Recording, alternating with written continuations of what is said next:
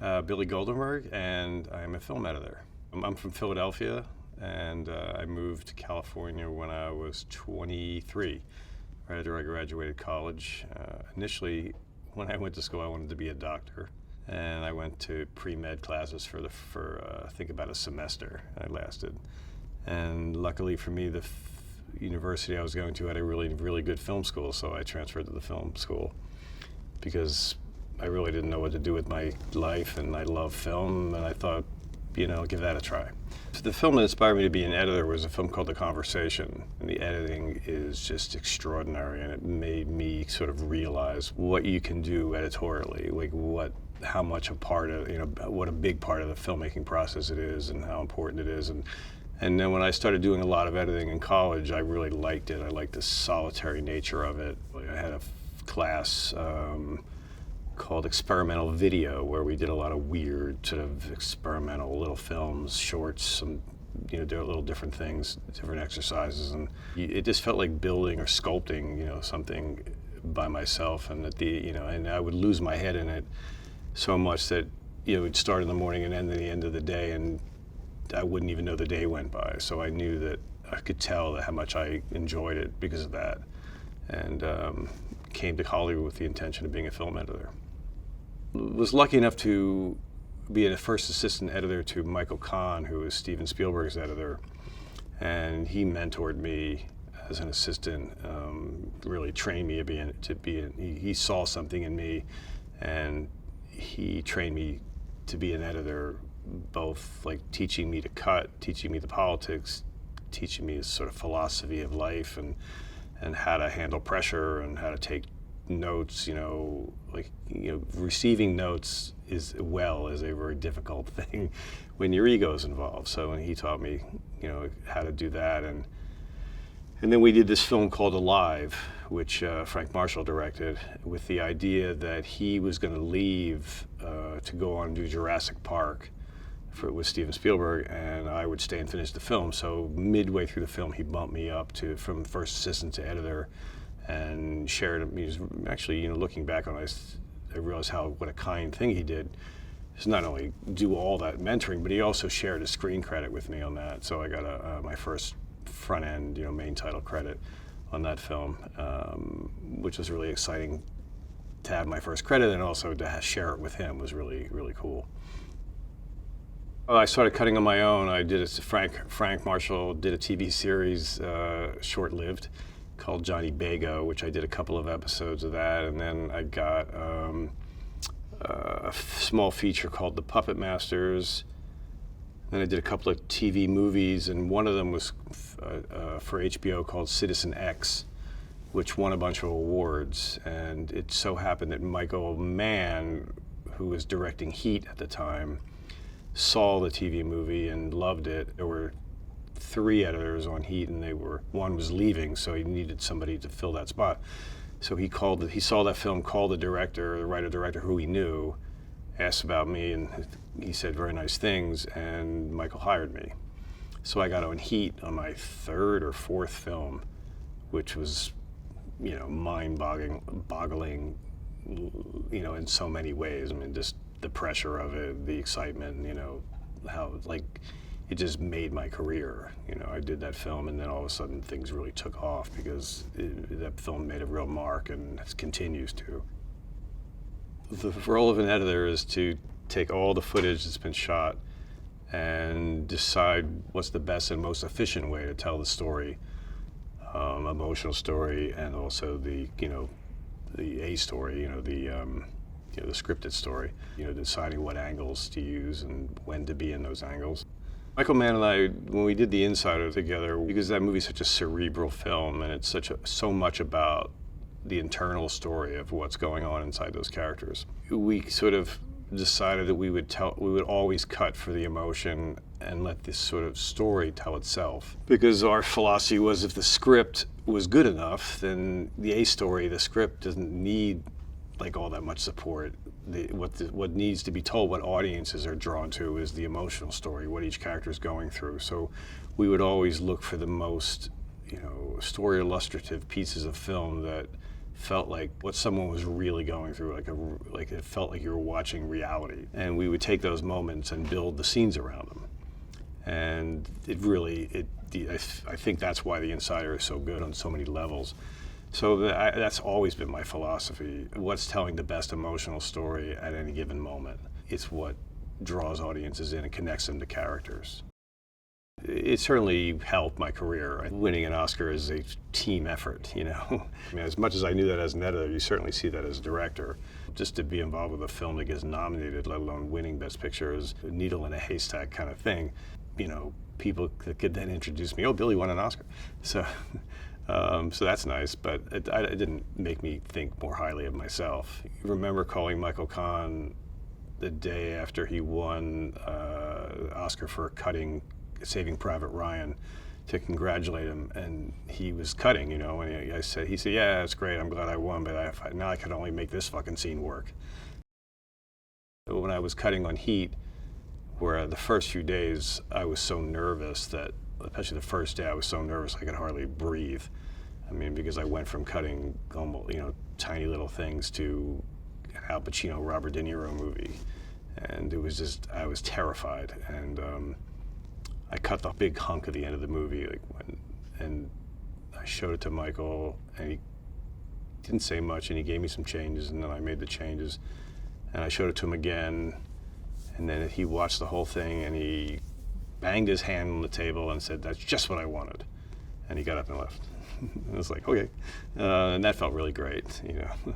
You know, cutting the scene in Argo, the montage where there's a read-through of the fake movie, and it's intercut with the hostages that everybody knows about in Iran, plus our house guests, plus what was happening politically, all these different elements and all these different tones, you know, comedic and very, very dramatic, and you know, and in between, and cutting that sequence and then having it turn out really, really well. And Ben and I both felt like, okay, this movie's going to work. Well, the thing I fought for the hardest in any film I've ever worked on was in Ali. There was a scene in Ali right before he fights George Foreman, where Ali's terrified about fighting Foreman, and he's talking to Angelo Dundee, his manager, and he's talking about how impossible it would be to beat George Foreman, and how scared he is, and you know, and just all the pressure, and he looks at Dundee and he says, you know what, I can't wait. And I just thought, that's the thing that makes Michael Jordan or Muhammad Ali is like these elite athletes, that they thrive on that kind of pressure. And I just thought it was such an important moment and such an important glimpse into Ali. And then Michael took it out of the movie, and I just remember really pleading with him, and he was like, just listen. He said, yep, I'm gonna leave it out. It's all hard and it's all fun at the same time, you know. I guess the most challenging is like really more just staying up the camera, meaning that I shoot at the end of the last day of shooting, or the day after that, or the 2 days after I'm done cutting the whole movie, or having assembled the whole movie, because it's really valuable to the director for him to see everything along the way and as fast as possible, because it informs how they shoot and what they're going to shoot. That can be very, very challenging on films like Air, where they shot 5 cameras sometimes, and there's, you know, 5-6 hours of dailies, and you know, to cut that in one day is a lot. The creative challenges, that's the fun part, you know. So I don't, when you say challenge, I think, oh, it's not a challenge, that's fun, you know, because I've been doing it long enough where I feel like I can make anything work, and I can make anything, you know, if I get good footage, I can make a good scene out of it. You know, I kind of know what's good at this point, but you know, the pressure of it sometimes can be very, very mentally challenging. I probably like first cutting the most, because it feels like the most creative part of it, and it's really fun. You know, I've had scenes with 9 hours of footage for a 5-minute dialogue scene, and you go in and there's all that stuff, and I literally watch this stuff at the beginning and go, I have no idea I'm going to cut this, like zero. I mean, it happens all the time. And then you find one piece of film that you like, you know that's going to be in, and you start like finding somewhere, sometimes you start in the middle of the scene. And then, a whole day goes by, and at the end of the day, there's this nice dialogue scene that you somehow cut just by instinct or feeling. It's really gratifying. You've taken all this stuff, and you had no idea how it was going to go together, and now it's done. So it's the most fun. There's always the politics, notes that sometimes you don't agree with, sometimes you don't understand, and the worst part is the preview, I guess. At the end of it, if it goes well, but it's like a cold bucket of water sometimes. Go to a preview and 500 strangers are telling you what you did wrong. It can be a little depressing. Ben's been amazing in this. He's had total confidence in me. At one point, the movie kept getting a little bigger and a little bigger, and all of a sudden I kept getting a bigger cast and a bigger cast, and I was just like, started to get really scared, and he just always made me feel calm about it. He always made me feel like I could do it and it wouldn't be a problem. I didn't grow up making 8mm films in my garage. I came to it late, so for somebody to say that to me was a big deal. Ben has changed my life in a way that I can't even describe. Not just for the opportunities he's given me and the partnership that we've had, but all the different things I've been exposed to because of him, and just being friends with him, has just been really, a real pleasure. He did a pass on the screenplay and did amazing work, giving him notes. So that was the weirdest part, because like in the middle of it, I said to him, "You have to know how strange this is for me to be giving you notes." But after a while, you just do it. All the directing part, I've just copied what I've seen other good directors do. Obviously with my own point of view.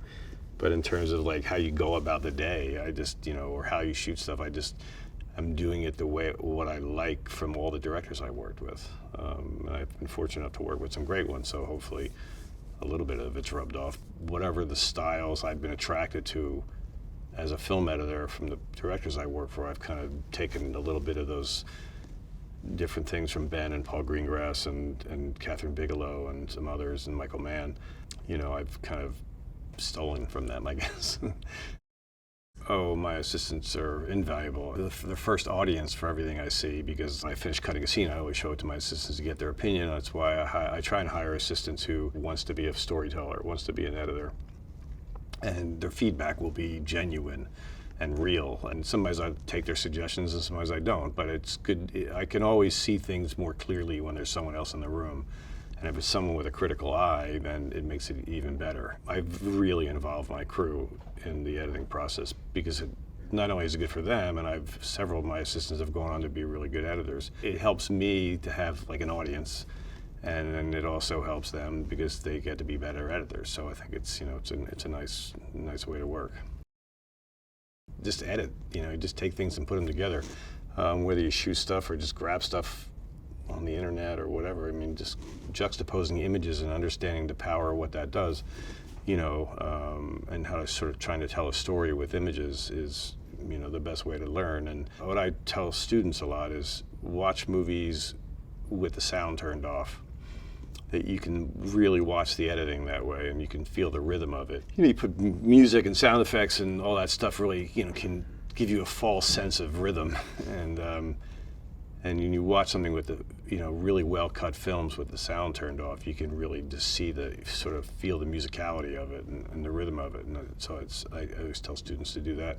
Not that I'm, a film historian, but I've watched a lot of movies, and you talk to film students and like they haven't heard of films that are just like, you got to know this stuff.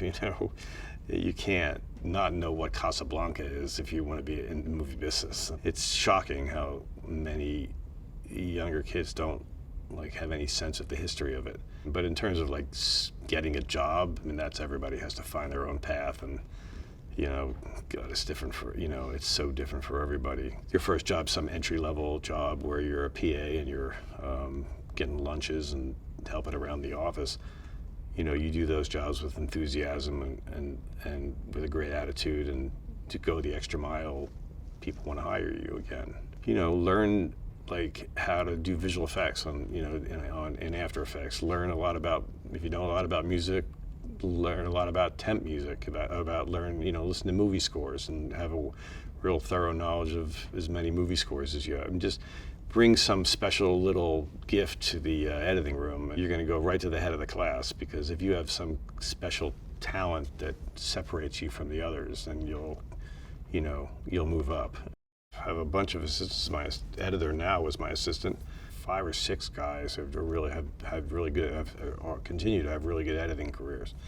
But what I've done a lot of in the last few years is I'm a visiting professor at Temple University, where I went to film school. So I've become really close with the dean. So I go back a couple times a semester and teach a master class and talk to the entire film school and look at films and give feedback. It's really sort of invigorating, because you see how smart a lot of these kids are. So smart and so talented. It's really nice.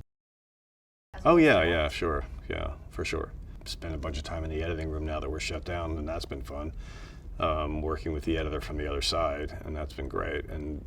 But I love editing. I never did the directing because I was tired of it. I did it because I wanted to tell this story. And I have great relationships with the directors I've worked with, so I would hate to not have those anymore. So I'll do both.